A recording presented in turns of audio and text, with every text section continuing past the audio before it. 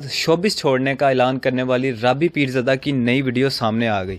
अपनी वीडियो में राबी पीरज़ादा ने बताया है कि शोबिस छोड़ने के बाद इस्लाम की तरफ रुख किया तो मैंने सोचा कि अल्लाह पाक का दीन लोगों तक पहुंचाऊं।